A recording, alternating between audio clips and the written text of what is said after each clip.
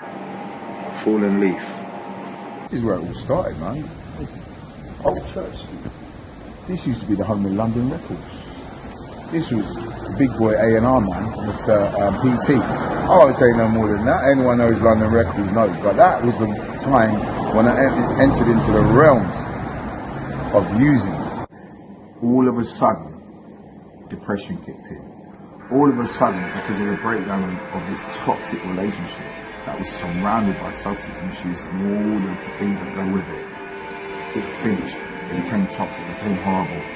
I was searching for truth. I was looking for truth.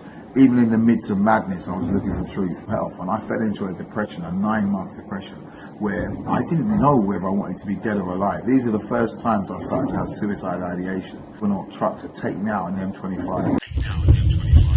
I used to just drive near them purposely, thinking that they'd swing across. How did I didn't know why I was. You know what I mean? But at the time, I just thought I was depressed because the relationship finished. I didn't think about the fact that we were using every day and the levels that we took ourselves to in the depths of using. It was horrible. And this is where my depression first kicked in. And it first kicked in and I was in depression without no support, no medical support for 9 months. I was back in my family home because I needed to go back to the security of my family.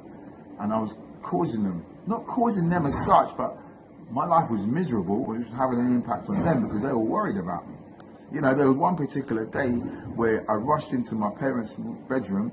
My father had all these medications, and I told my mother, I can't take this no more. I need to be out of it. And I attempted to grab all these medications because I wanted to throw it down my throat.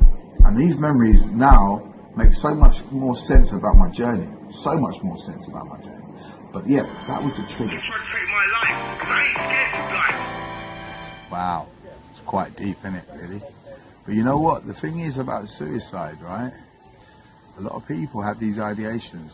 A lot of people go through it. And as much as people will turn around and say it's unfair, I get it, I understand. The reason why I understand is because I've been there. I've wanted to take myself out. I've hated the world that I'm living. What's the point? You know, my children, I wasn't there for my children. For whatever reason.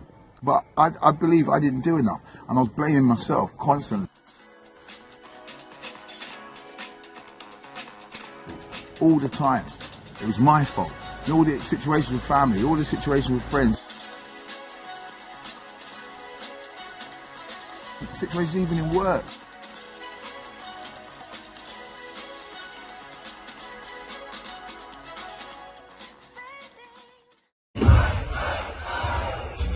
It was my fault. So what's the point of me being here? Surely I could do better for them within the spiritual realm. My family, my children, people that I know, friends. Spiritually, I felt that I could help them as being out there, not being here. It's a real dark feeling, and you hear the sound of your own voice telling you, yeah, you know, it's not worth it. Yeah, go ahead and do it. Twice I attempted with pills and alcohol. The third time, I wrote a 5-page letter titled that I'm a failure. This geezer's in recovery and he's a happy brother. I'm down in Vauxhall.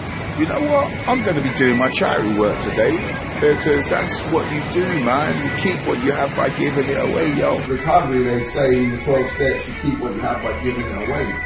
And I'm working with the 12 steps, but I've also found myself into volunteering in recovery, which is therapy for me. And I met this gentleman, and he's brought me into the organisations where I can volunteer and help others. Vincent. Cool. Volunteering is great. It's good for the mental health. It's good for the local community. Our forgotten neighbours. It could be you. Come down, help us out, get involved.